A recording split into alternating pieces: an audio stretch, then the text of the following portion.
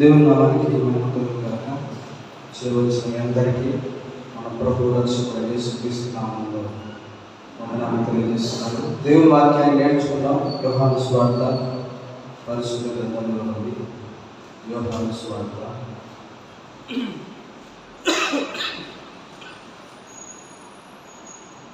1వ అధ్యాయం 1 నుంచి 5 వచనాలు చదువుకుందాం. యోహాను సువార్త 1వ అధ్యాయం 1 నుంచి 5 వచనాలు చదువుకుందాం.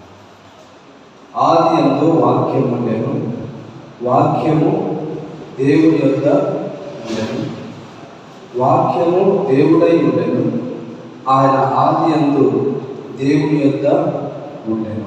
సమస్తమును ఆయన మూలముగా కలిగెను, కలిగి ఉన్నది ఏది ఆయన లేకుండా కలగలేదు. ఆయనలో జీవము ఉండెను, ఆ జీవము మనుషులకు వెలుగై ఉండెను. ఆ వెలుగు చీకటిలో ప్రకాశిస్తున్నది కానీ చీకటి దానిని గ్రహింపకుండెను. దేవుడి వాక్యము దీవించి ఆశీర్వదించుగాక. ఆమేన్. మనం చెప్పుకున్నట్టుగానే పోయిన వారము రాత్రి ఇదే సమయంలో ఒక క్రిస్మస్ సందేశాన్ని విన్నాం. ఎవరికైనా గుర్తుందమ్మా? గుర్తుందా? చెప్పండి. జ్ఞానులు కూడా నిజమైన జ్ఞానులు అయితే యేసుని కనుగొంటారు. నిజమైన జ్ఞానులుగా ఉంటే యేసుని ఆరాధిస్తారు. నిజమైన జ్ఞానులుగా ఉంటే యేసుకు కానుకలు అర్పిస్తారు.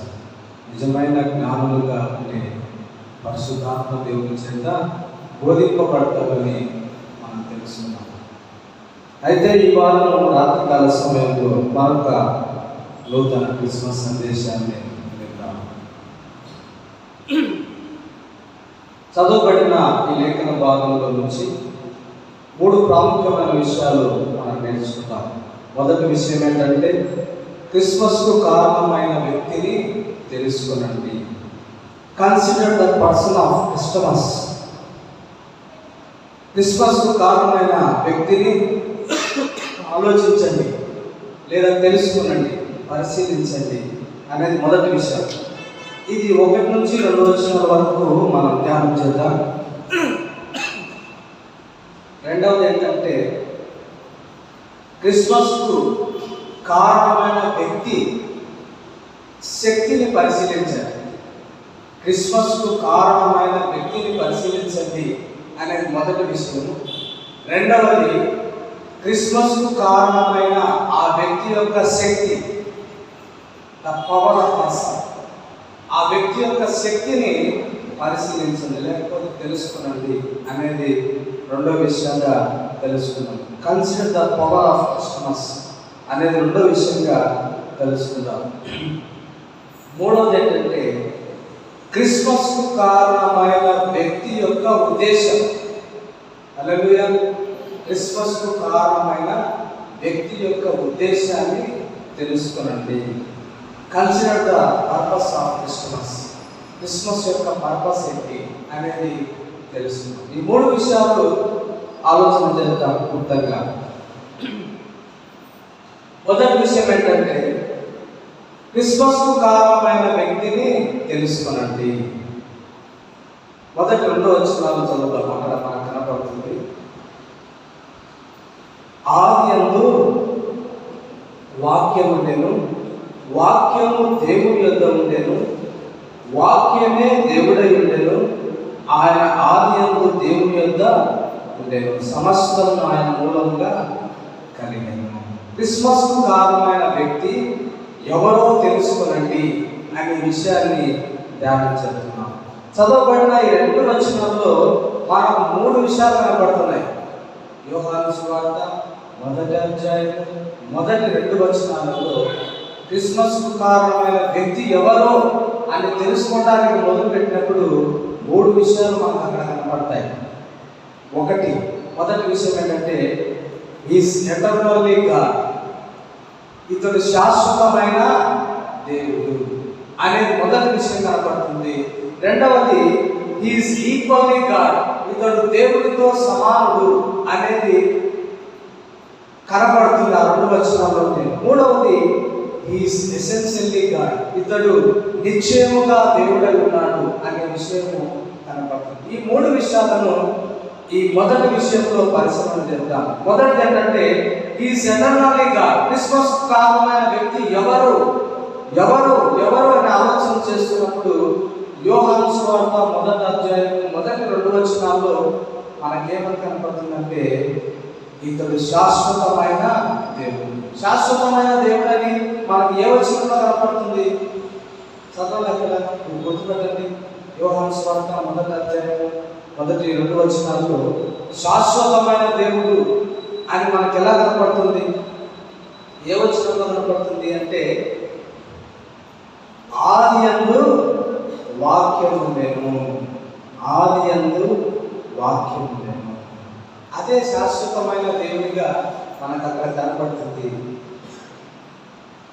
ఆయన ఆదియందు దేవుడి యొద్ద ఉండెను, ఆయన ఆదియందు దేవుడి యొద్ద ఉండెను. ఈ 2 వచనాలు మనకు శాశ్వతమైన దేవుడు, క్రిస్మస్ కారణమైన వ్యక్తి అని కనపడుతుంది.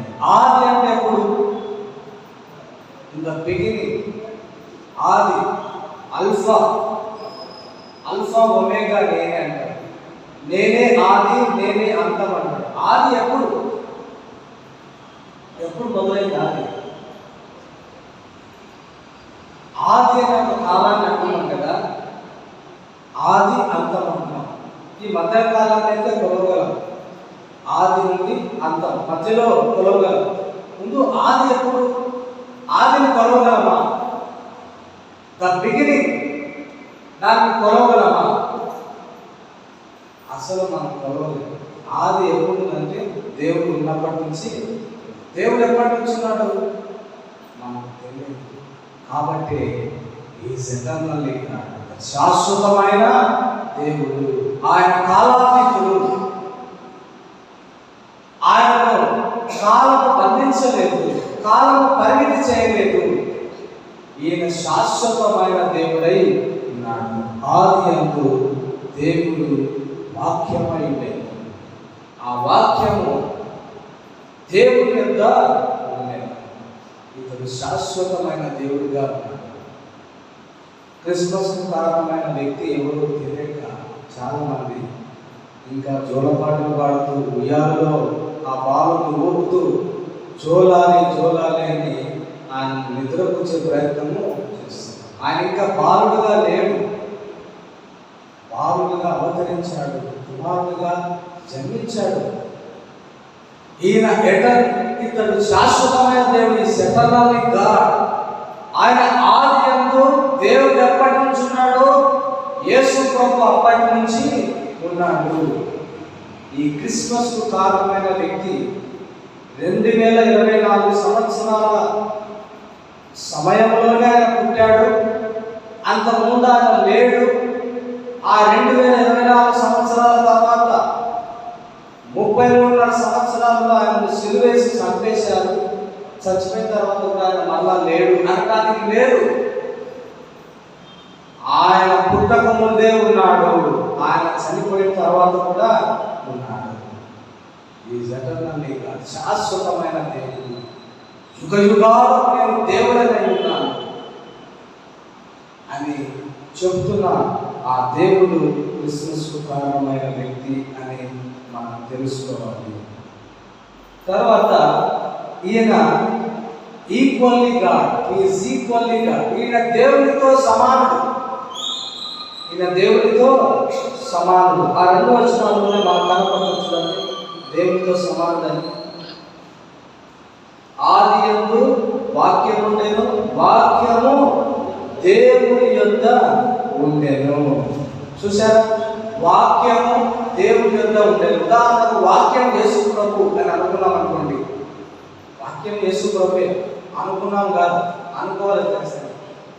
వాక్యమే యేసు ప్రభు అయితే, వాక్యమే క్రిస్మస్కు కారణమైన వ్యక్తి అయితే, వాక్య ఖడ్గమని పిలువబడుతున్న యేసు ప్రభు ఎక్కడున్నాడంటే ఆయన దేవుని యొద్ద ఉండెను. దేవుడు ఎక్కడి నుంచి ఉన్నాడంటే, దేవుడు ఎప్పటి నుంచి ఉంటే వాక్యమై ఉన్న ఈయన అప్పటి నుంచి ఆయన దగ్గరే ఉంటాడు. వాక్యమే దేవుడై ఉండెను. హల్లెలూయా. దేవుని యొద్ద యేసు ప్రభు ఉంటే, దేవుని యొద్ద ఉన్న యేసు ప్రభువే దేవుడై ఉండెను. తండ్రి అయిన దేవుడు, కుమారుడైన దేవుడు, పరిశుద్ధాత్మ దేవుడు అని పిలువబడుతున్నట్లుగా, ప్రత్యక్షపరచబడుతున్నట్లుగా కుమారుడైన దేవుడు యేసు ప్రభు దేవుడై ఉన్నాడు. Is equally God. తర్వాత ఆయన ఆదియందు దేవుని యొద్ద ఉండెను. ఆయన ఆదియందు దేవుని యొద్ద ఉండెను. ఈయన దేవునితో సమానుడు. ఏదో పెద్ద దేవుడు, చిన్న దేవుడు, నడుపు దేవుడు, ఇంకా తక్కువ దేవుడు కాదు. ముగ్గురు ప్రత్యక్షపరచుకుంటారు. తండ్రి అయిన దేవుడు, కుమారుడైన దేవుడు, పరిశుద్ధాత్మ దేవుడు. ఈ ముగ్గురు యొక్క వ్యక్తిత్వాలు, ఈ వ్యక్తిత్వాల యొక్క ప్రత్యక్షత ఒకరిని తక్కువ, ఒకరిని ఎక్కువ ఏ విషయంలో చేయలేము. ముగ్గురు ఈక్వల్లీ, ముగ్గురు సమానమే. ఎవరిని తక్కువ ఎక్కువ చేయలేము. అలాగే ముగ్గురు దేవుళ్ళు అంటే వారి వ్యక్తిత్వాలను బట్టి దేవుడు ఒక్కరిగానే పిలిపించుకుంటున్నాడు. దేవుడు ఒక్కడే అనే శబ్దాన్ని ప్రజలకు వినిపించడం జరుగుతుంది. ఈ త్రిత్వం కొంచెం అర్థం చేసుకోవడానికి సమయం పడుతుంది. దాని తర్వాత సబ్జెక్టులో తెలుస్తున్నాం. అయితే ఈ ఈక్వల్లీ గాడ్, ఇతను దేవుడితో సమానుడు. ఫిలిప్పీలకు రాసిన పత్రికలో ఒక మాట ఉంటుంది, చదవండి. 2:6. ఫిలిప్పీ 2:6 చదవండి. కొంచెం త్వరగా తీసారు. ఫిలిప్పీ 2:6 చదవమా. ఆయన దేవుని స్వరూపమును కలిగిన వాడై ఉండి దేవునితో సమానంగా ఉండుట విడిచిపెట్టకూడని భాగ్యం అనేది. హల్లెలూయా. గట్టిగా చెప్తాం హల్లెలూయా.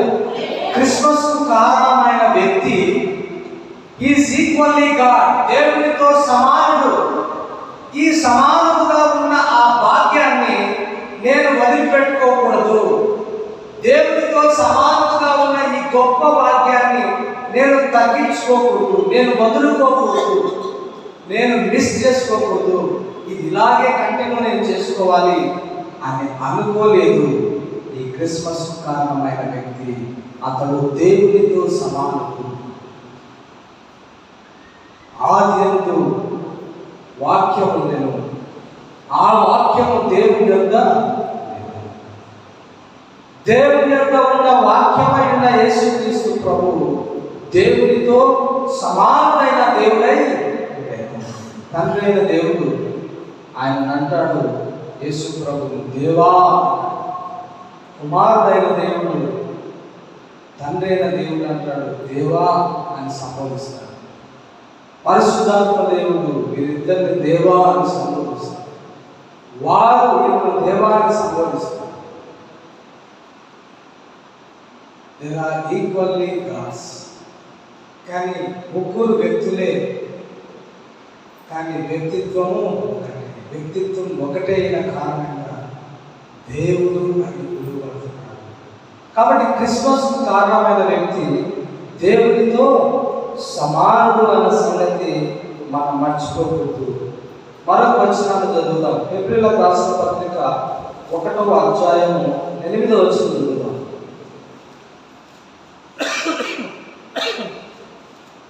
ఫిబ్రవరి 1:8. ఫిబ్రవరి 1:8 గంటకే చదవండి. తీసుకున్న చదవండి. ఫిబ్రవరి 1:8.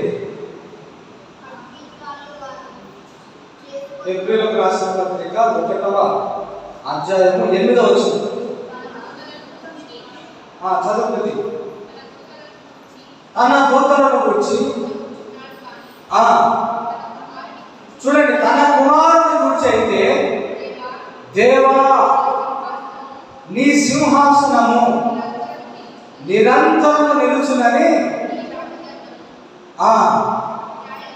కుమారుని గురించి అయితే తండ్రి అయిన దేవుడు దేవా నీ సింహాసనం నిరంతరం నిలుచునని తండ్రి అయిన దేవుడు కుమారుని దేవా అని సంబోధిస్తున్నట్లుగా చెప్తున్నాం. దీనివల్ల మనకు అర్థం కావాల్సిన విషయం ఏంటంటే ఈస్ ఈక్వల్లీ గాడ్. క్రిస్మస్కు కారణమైన వ్యక్తి దేవునితో సమానుడు, దేవునితో సమానుడైన వ్యక్తిగా ఉన్నాడన్న సంగతిని మనం గ్రహించాలి.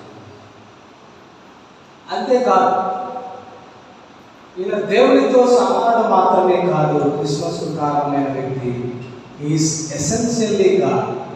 ఇతడు ఆవశ్యకముగా, నిశ్చయముగా, ఖచ్చితంగా దేవుడై ఉన్నాడు. దేవుడై ఉన్నాడు. చాలామంది ఏమంటారంటే ఈయన దేవుడై ఉన్నాడు అని అంటే, కొంతమంది కొన్ని డినామినేషన్లు ఏమంటారంటే లేదు లేదు, యేసు ప్రభు దేవుడు కాదు, ఆయన కుమారుడు మాత్రమే. యేసు ప్రభు కుమారుడు మాత్రమే, ఆయన దేవుడు కాదు అని అంటారు. కానీ ఆయన దేవుడై ఎసెన్షియల్లీ గాడ్. ఇంతకి కుమారుడు ఎప్పుడయ్యాడు? కుమారుడు ఎప్పుడయ్యాడు? అసలు కుమారుడు అంటే అర్థం ఏంటి? అది తెలుసుకుంటే మన కుమారుడు అవటంలో ఎందుకు అవ్వాల్సి వచ్చింది అనేది అర్థమవుతుంది. కుమారుడు అంటే అర్థం ఏంటి?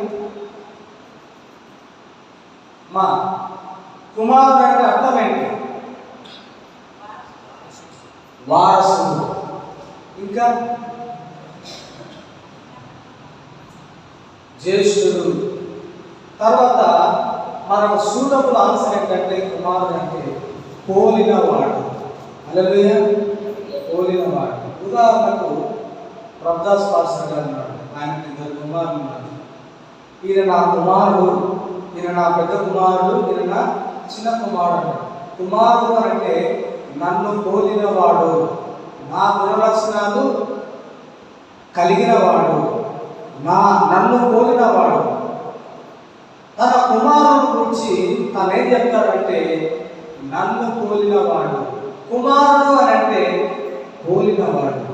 యేసు ప్రభు తండ్రిని పోలిన వ్యక్తిగా ఈ లోకానికి అవతరించినప్పుడు, జన్మించినప్పుడు అతడు చిన్న బాలుడుగా మరియమ్మ గర్భంలో పరిశుద్ధాత్మ ద్వారా జన్మించడం ద్వారా తండ్రిని కనపరిచే కుమారునిగా, తండ్రిని పోలిన కుమారునిగా, తండ్రిని అగుపరిచే కుమారునిగా, తండ్రి గుణలక్షణాలను కనపరిచే కుమారునిగా ప్రజలకు ప్రత్యక్షపరచడం జరిగింది. కాబట్టి ఆయన కుమారుడైన దేవుడు అని అంటున్నాడు. అంతేగాని ఆయన ఎల్లప్పుడూ ఇక చిన్న బాలుడుగానే కుమారుడుగానే ఉన్నాడని కాదు అర్థం. కుమారుడు అంటే పోలిన వాడు. యోహాను సువార్త చూద్దాం. యోహాను సువార్త 14వ అధ్యాయం 8వ వచనం చదవండి. యోహాను సువార్త 14వ అధ్యాయం 8వ వచనం.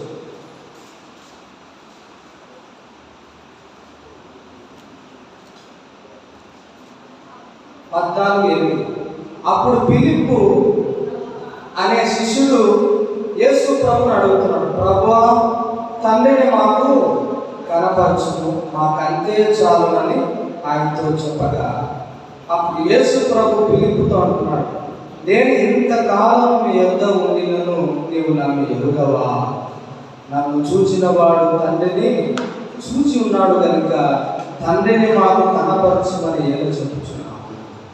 తండ్రి యందు నేను, నా యందు తండ్రి ఉన్నామని నీవు నమ్మటలేదా? నేను మీతో చెప్పున్నదేమనగా చెప్పుచున్న మాటలు నా అంతట నేనే చెప్పుటలేదు.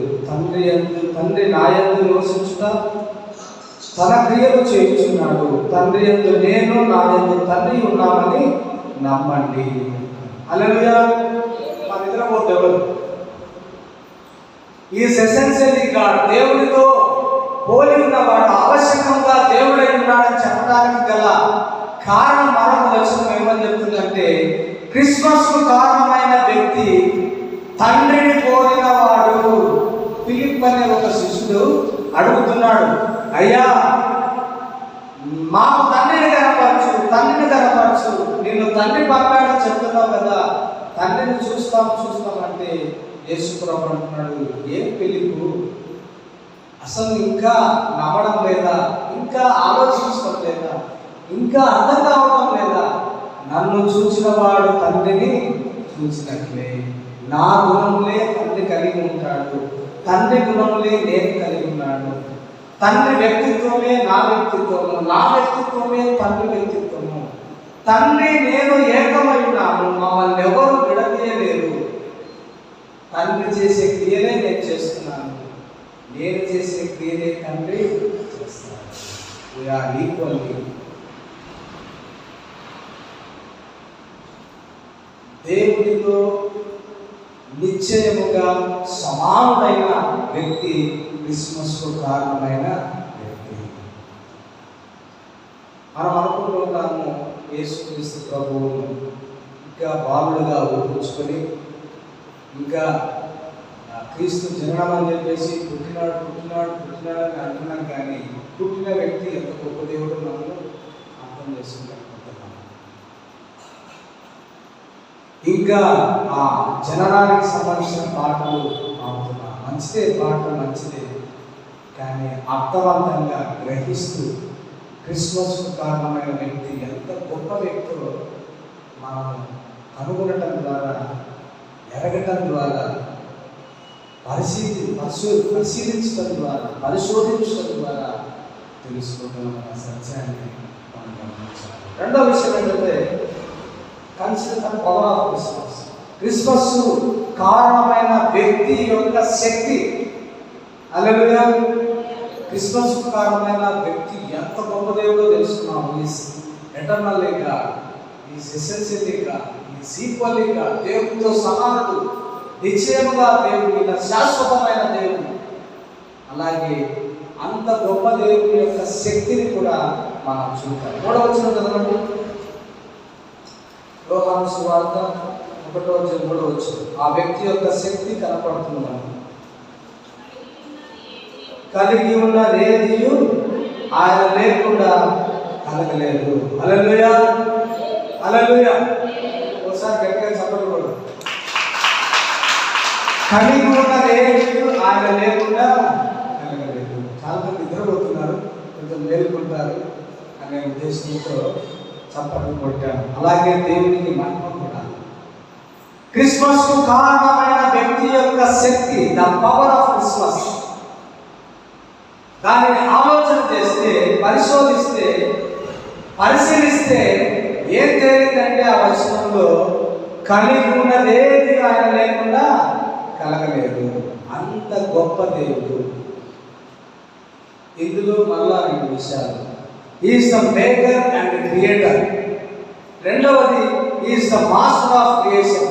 అతడు సృష్టికర్త మాత్రమే కాదు, తయారు చేసే వ్యక్తి మాత్రమే కాదు, ఆయన తయారు చేయబడిన వస్తువులన్నిటికీ ఆయనే కారకుడు, ఆయనే సృష్టికర్త. కలిగి ఉన్నదేది ఆయన లేకుండా కలగలేదు. ఆయన ద్వారా, ఆయన వలన, ఆయన చేత కలిగి ఉన్న ప్రతిదీ కూడా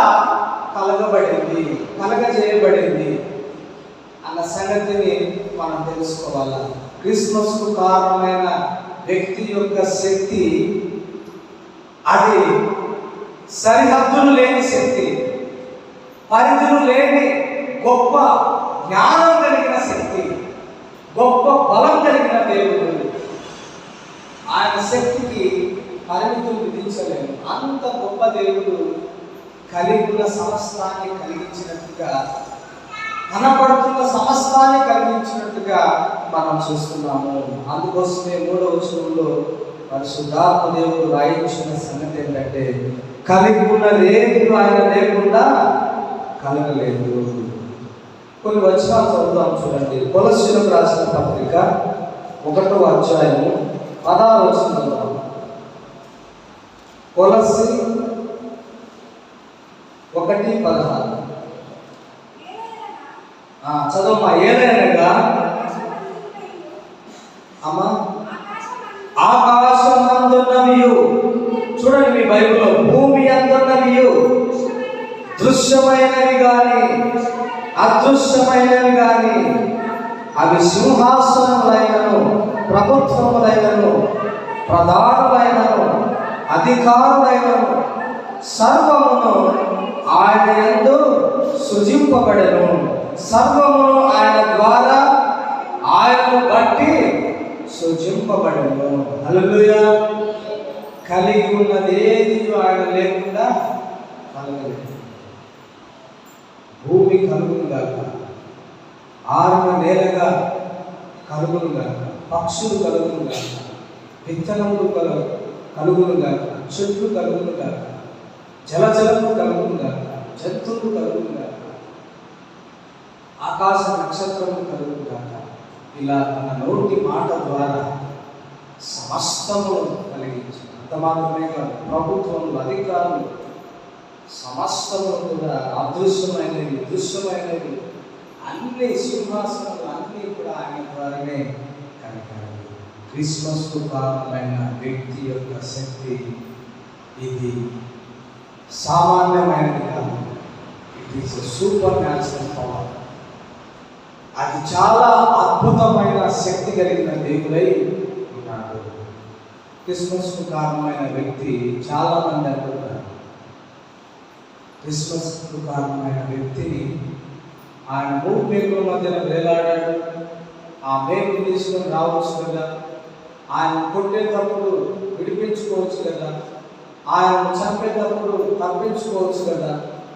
ఇలా చాలామంది తెలియక ఎగతాళి మాటలు మాట్లాడుతుంటారు. అసలు ఆయన శక్తి ఏంటో, ఆయన బలం ఏంటో, ఆయన బల పరాక్రమం ఏంటో చాలామందికి తెలియదు.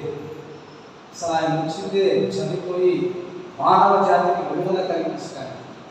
చనిపోకుండా తన ప్రాణాన్ని తను కాపాడుకోవచ్చు కదా అని చాలామంది ఉచిత సలహా చెప్తుంటారు. అసలు ఆయన చనిపోవడానికే ఈ లోకానికి వచ్చాడు. ఆయన మరణంలోనే ఒక అద్భుతమైన శక్తి ద్వారా లోకాన్నంతా విడిపించడానికి వచ్చాడు. పేతురు యేసు ప్రభువును కాపాడటానికి ఏదో ఒక పెద్ద సాహసం చేయాలన్నట్టుగా కత్తి తీసుకుపోయి యేసు ప్రభువుని ఇలా తప్పించి ఒక వ్యక్తి యొక్క చెవు నరుకుతారు. అతను మెడకేయడానికి పోతే చెవు పడుతుంది. చెవు తెగి పడుతుంది. వెంటనే యేసు ప్రభు మళ్ళా ఆ చెవి అతనికి కనిపించి స్వస్థపరుస్తాడు. అప్పుడు వేసుకున్నట్టు ఏం వ్యక్తులు నన్ను చంపడానికి వచ్చే వ్యక్తులను నువ్వు చంపాలని ప్రయత్నం చేస్తున్నావు. నేనే తండ్రిని వేడుకుంటే కొన్ని వేల కోట్ల దేవదూతలు దిగి వస్తారు నా పక్షంలో యుద్ధం చేయడానికి. నేను అలా తండ్రిని వేడుకోలేకనా, నా పక్షంలో నేను ప్రార్థన చేసుకోలేకనా, లేకపోతే నాకు శక్తి లేకనా, నాకు బలం చాలకనా అలా చేయొద్దని పేతురును మందలించడం జరుగుతుంది. క్రిస్మస్కు కారణమైన వ్యక్తి యొక్క శక్తి అది గొప్పది. అది ఎప్పుడు వాడాలో, ఎలా వాడాలో, ఎందుకు వాడాలో యేసు ప్రభు బాగా తెలుసు. అందరూ అనుకుంటున్నట్టుగా శిలువలో నుంచి దిగిరా అని కొంతమంది, మేకులు పీక్కొని కొంతమంది, చావును తప్పించుకోవాలి కొంతమంది రకరకాలుగా మాట్లాడుతుంటారు. కాబట్టి క్రిస్మస్ కారణమైన వ్యక్తి శక్తి చాలా ఆయన సృష్టికర్త. తర్వాత మరొకవచనం చదువుదాం. రోమీయులకు రాసిన పత్రిక 11వ అధ్యాయం 3 నుంచి చదువుదాం. రోమా 11:3 నుంచి చదువుతాం. ఆయన శక్తి ఇంకా అక్కడ కూడా కనపడుతుంది. ప్రభువా అమ్మా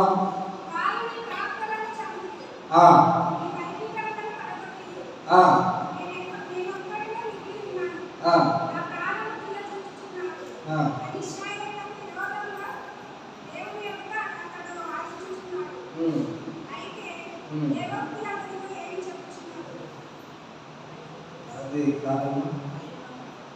ఒకసారి 36 వచ్చింది చదువుదాం. ఇది కూడా కాదు. 11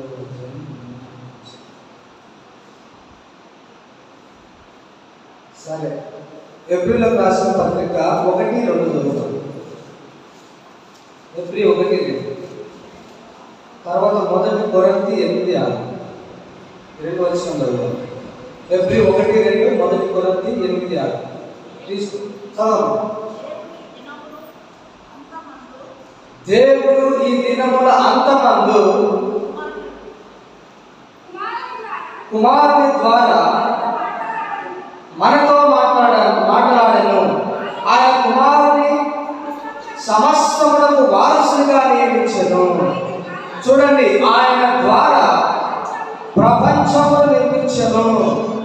ఆయన దేవుని మహిమ యొక్క తేజస్సు, ఆయన తత్వము యొక్క మూర్తిమంతమునై ఉండి తన మహత్తు గల మాట చేత సమస్తము నిర్వహించుచు పాపముల విషయంలో కూడా శుద్ధీకరణ తానే చేసి దేవదూతల కంటే ఎంతో శ్రేష్టమైన నామము పొందెను.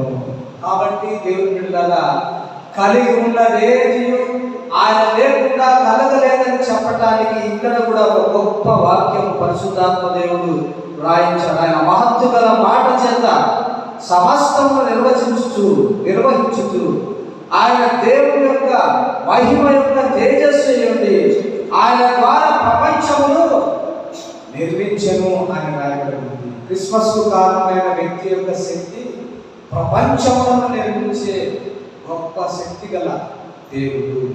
1 కొరింథీ 8:6 చదువుదాం. 1 కొరింథీ 8:6. 1 కొరింథీ 8:6. చూడండి, ఆకాశమందున్నవైనను భూమి మీదనైనను దేవతలు అనబడినవి ఉన్నను మనకు ఒక్కడే దేవుడై ఉన్నాడు, ఆయన తండ్రి. ఆయన నుండి సమస్తమును కలిగెను.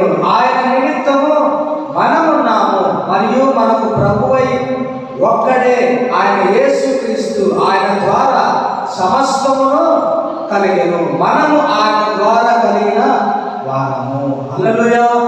గట్టిగా చెప్తాం, హల్లెలూయా, హల్లెలూయా. కలిగి ఉన్నదేది ఆయన లేకుండా కలిగిననే క్రిస్మస్ కారణమైన వ్యక్తి యొక్క శక్తిని మనం పరిశీలిస్తున్నాము. పరిశీలించే క్రమంలో ఆయన లేకుండా ఏది కలగలేదు, సమస్తము యేసుక్రీస్తు ప్రభు ద్వారా కలిగాయని మనం 1 కొరింథీ 8:6 కూడా చూస్తున్నాం. కాబట్టి దేవుని బిడ్డలారా, ఎంత శక్తి కలిగిన దేవుడు క్రిస్మస్కు కారణమైన వ్యక్తి, ఇంత గొప్ప దేవుడు, ఇంత బలం కలిగిన దేవుడు క్రిస్మస్కు కారణమైన వ్యక్తి అని మనం తెలుసుకోవాలి. ఇక 3వ విషయాన్ని చెప్పి నేను ముగిస్తాను. 3వది ఏంటంటే క్రిస్మస్కు కారణమైన వ్యక్తి యొక్క ఉద్దేశం. Consider the purpose of Christmas. యోహాను సువార్త 1వ అధ్యాయం 4వ వచనం చదువుదాం.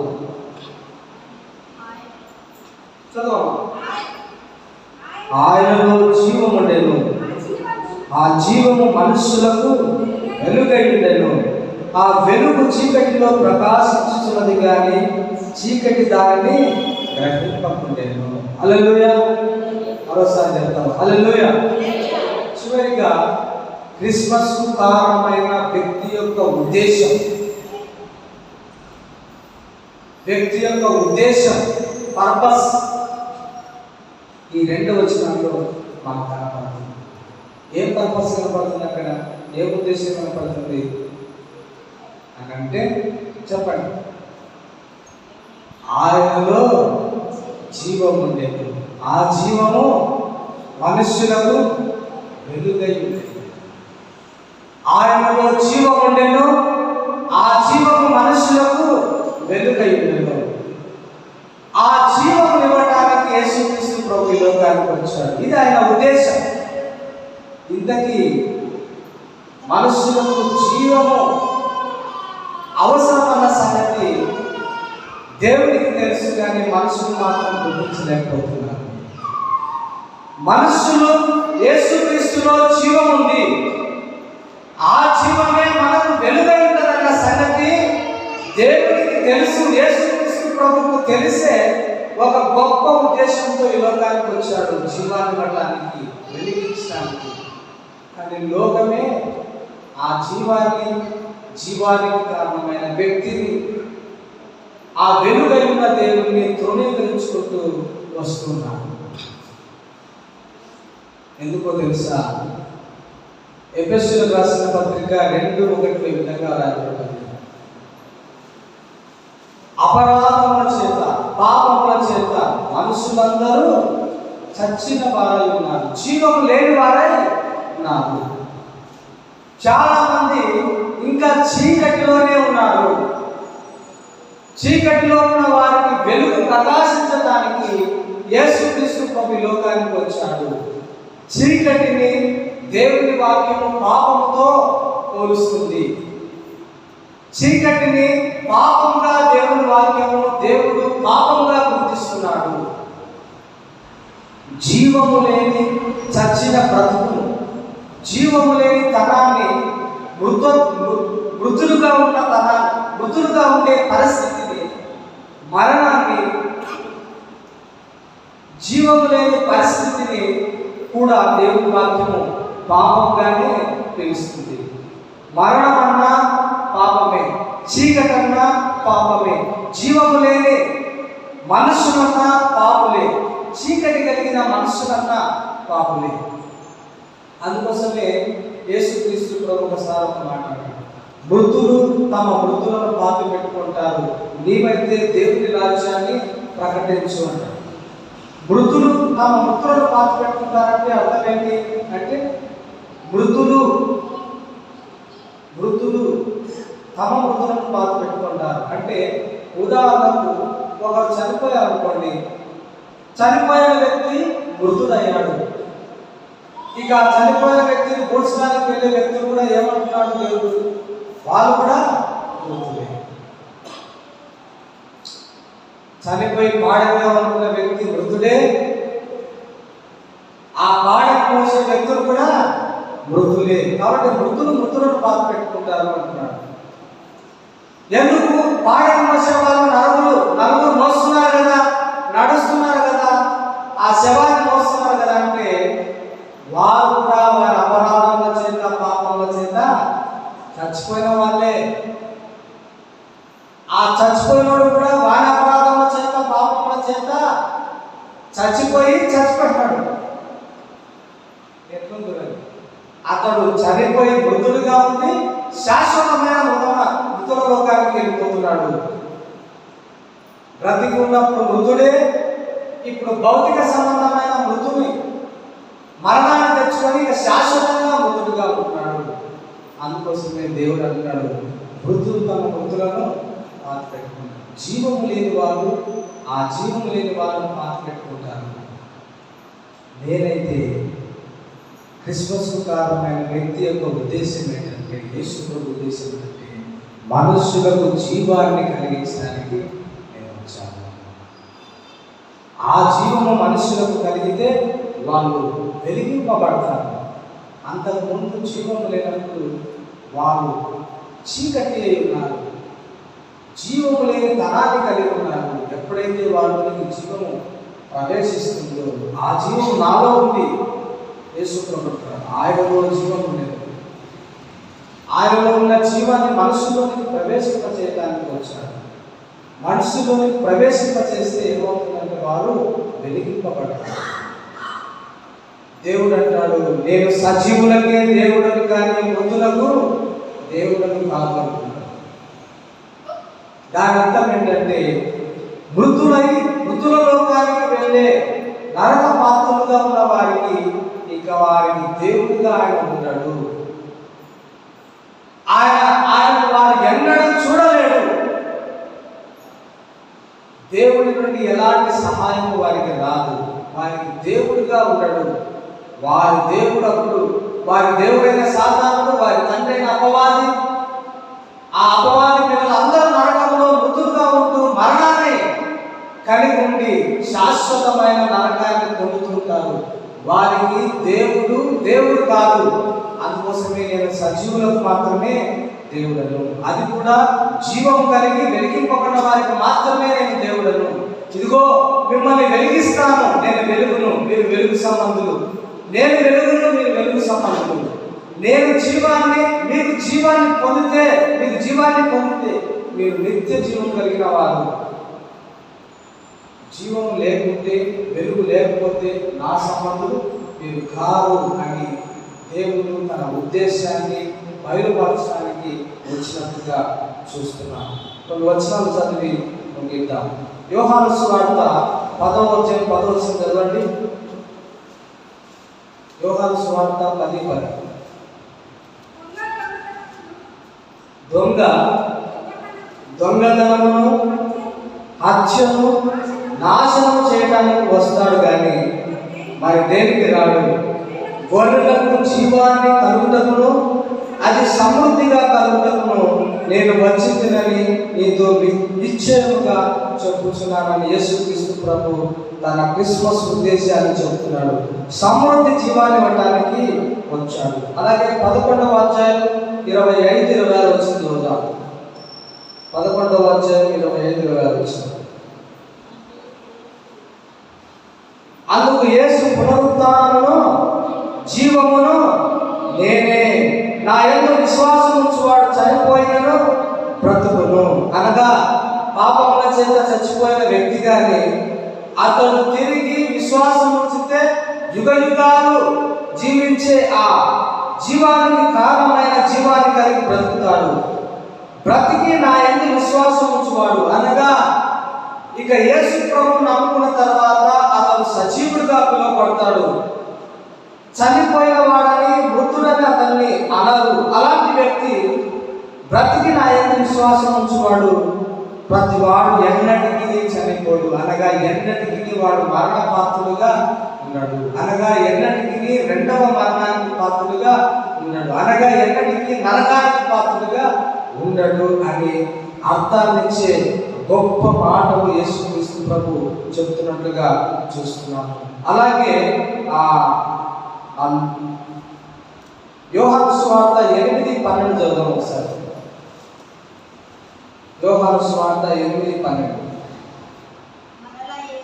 మరలా యేసు నేను లోకమునకు వెలుగును, నన్ను వెంబడించువాడు చీకటిలో నడవక జీవపు వెలుగు కలిగి ఉండునని వారితో చెప్పాను. ఇక ముగించేస్తున్నాను. క్రిస్మస్ కారణమైన వ్యక్తి యొక్క ఉద్దేశం ఏంటంటే మనుషులకు జీవాన్ని ఇవ్వటానికి, మనుషులకు వెలుగును ఇవ్వటానికి, మనుషులను రక్షణలోనికి తీసుకుని రావడానికి, మనుషులను మరణంలో నుండి జీవంలోనికి దాటించడానికి వచ్చాడు. తీర్పులో నుండి జీవంలోనికి దాటించడానికి వచ్చాడు. హల్లెలూయా. చాలా మంది అనుకుంటారు యేసుక్రీస్తు ప్రభు నరకానికి పంపించడానికి వచ్చాడు.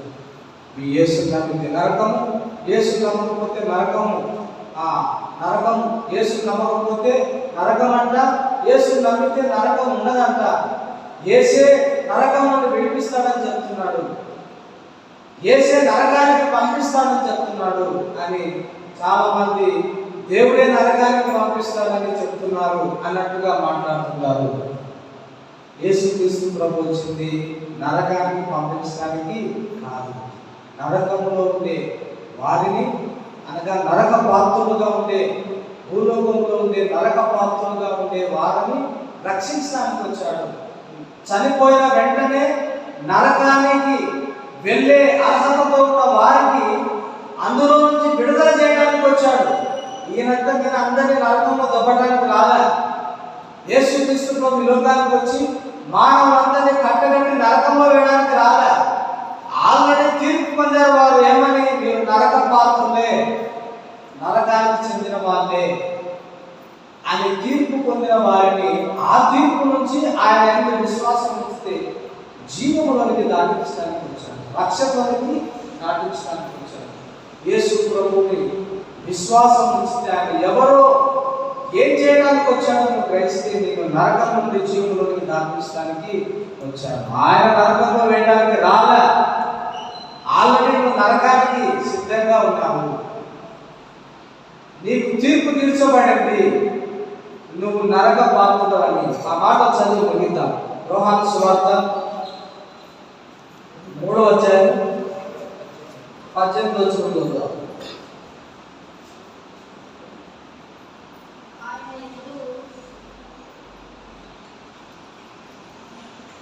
యోహాను సువార్త 3:18. ఆయనను విశ్వాసం ఉంచువానికి తీర్పు తీర్చబడదు. 17వ వచనం చదువుదాం, బాగా అర్థమవుతుంది.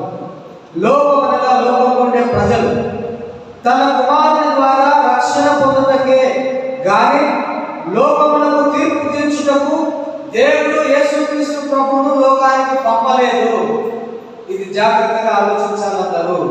యేసు ప్రభువును లోకానికి తీర్పు తీర్చడానికి తీర్చడానికి పంపలేదు. మీరు నరకానికి వెళ్ళండి అని తీర్పు తీర్చడానికి పంపలేదు. ఆల్రెడీ తీర్పు తీర్చబడింది, మీరు నరక పాత్రులని. చదవండి 18వ వచనం. ఆయనందు విశ్వాసం ఉంచు వారికి తీర్పు తీర్చబడదు. విశ్వసింపని వాడు దేవుని అద్వితీయ కుమారుని నామమందు విశ్వాసం ఉంచలేదు కనుక వారికి ఇంతకు మునిపే తీర్పు తీర్చబడెను. ఆ తీర్పు ఇదే: వెలుగు లోకంలోనికి వచ్చిన గాని తమ క్రియలు చెడ్డమైనందున మనుషులు వెలుగును ప్రేమింపక చీకటినే ప్రేమించింది. దుష్కార్యం చేయి ప్రతి వాడు వెలుగును ద్వేషించును.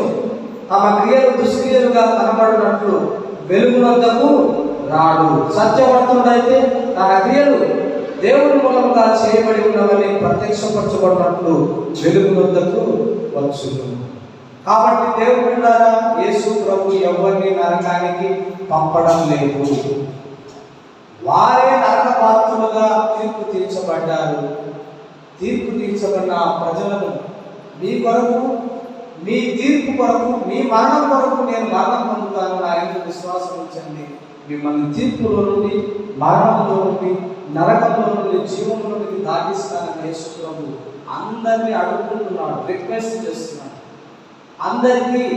అందరి ఎడల చేతులు చాస్తున్నాడు. నరకం నుండి తప్పించుకోనండి, నా యందు మీ పాపములు మోపబడ్డాయి, నా యందు విశ్వాసం ఉంచండి, మిమ్మల్ని రక్షిస్తానని ప్రతి ఒక్కరిని పేరు పేరున మీరు నా యందు రక్షణ పొందండి అని ఆయన చెప్తుంటే యేసు ప్రభు నరకానికి పంపించడానికి వచ్చాడని చాలా మంది అపార్థం చేసుకుంటున్నారు.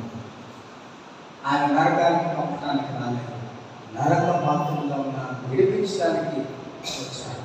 క్రిస్మస్కు కారణమైన వ్యక్తి యొక్క ఉద్దేశం ఏంటంటే జీవాన్ని ప్రజలకు ఇవ్వడానికి. చచ్చిన ఆ మృతతుల్యమైన వారి యొక్క పాపాన్ని తన మీద వేసుకొని వారికి జీవాన్ని, నీతిని, పరిశుద్ధతను, విమోచనను, వెలుగును ఇచ్చి వారిని వెలిగించి నిత్య జీవము వెలుగుగా వారు ఉండేటట్టుగా చేయడానికి వచ్చారు. ఇది గ్రహిస్తే లోకంలో ఉండే ఏ ప్రజలైనా వారు నిత్య జీవము వెలుగు కలిగి పరలోక రాజ్యానికి వారసులుగా ఉంటారని ప్రభునామంలో తెలియజేస్తూ వాటిని ముగిస్తున్నాం. దేవుని వాటిని దీవించి ఆశీర్వదించుకుంటారు. ఆమేన్. అందరూ తమలోంచి కళ్ళు చూసుకున్నట్లయితే ప్రార్థన చేసుకుంటారు. అందరు తల్లోంచి కళ్ళు చూసుకున్నట్లయితే ప్రార్థన చేసుకుంటారు. ప్రేమ గల తండ్రి, దయగలిగిన ప్రభువా, మీకు వందనాలు, స్తోత్రాలు. క్రిస్మస్కు కారణమైన వ్యక్తి ఎవరు అని తెలుసుకున్నాను.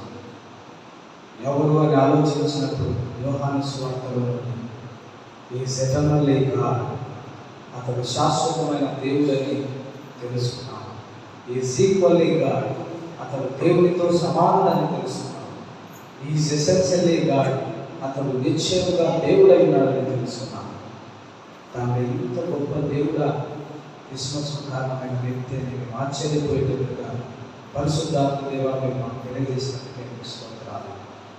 ఈ క్రిస్మస్కు కారణమైన వ్యక్తి యొక్క శక్తిని ఆలోచించినప్పుడు యోహాను సువార్తలోని అతడు కలిగినదంతా ఆయన లేకుండా కలగలేదని తెలుసుకున్నాం తండ్రి. ప్రపంచంలో దృశ్యమైన, అదృశ్యమైన సింహాసనాలు అన్నీ ఆయన ద్వారా కలిగించి గొప్ప శక్తి కలిగిన దేవుడని నిరూపించినందుకే స్తోత్రాలు. ఈ శక్తి కలిగిన దేవుడు మరి ఎందుకు వచ్చాడు ఈ లోకానికి, ప్రజలతో ఏమవసరమో అని మేము తెలుసుకున్నప్పుడు ప్రజలు చచ్చిన పరిస్థితి కలిగి ఉన్నారు. పాపం చేత, చీకటి చేత నరక పాత్రలుగా ఉన్న వారిని విడిపించడానికి, వెలిగించడానికి, జీవాన్ని కలిగించడానికి వచ్చాడన్న సంగతి మాకు అర్థమయ్యేటట్టుగా మీరు బోధించుకుందుకే ఇస్తున్నాం. ప్రభువా, ఇంత ప్రేమ మా ఎడల ఆయన కలిగి ఉండటానికి ఏం కారణం, మాలో ఏం మంచితనం, మేము ఆయనకు ఏమవుతామో అని ఆలోచించినప్పుడు ఆయన ప్రేమై ఉన్నాడు. దేవుడు ప్రేమై ఉన్నాడు కాబట్టి ఆయన ప్రేమను తన పిల్లల ఎడల చూపడానికి ఇంత గొప్ప సాహసం, ఇంత గొప్ప వెల, ఇంత గొప్ప తగ్గింపు, ఇంత గొప్ప ప్రణాళికను ఆయన కలిగి ఈ ఉద్దేశాన్ని ఆయన నెరవేర్చే గొప్ప దేవుడిగా మాకు ఈ రాత్రికాల సమయంలో అగుపరచినందుకై వందనాలు చెల్లిస్తూ యేసుక్రీస్తు నామములో ప్రార్థించి వేడుకొంచున్నాం తండ్రి. ఆమేన్.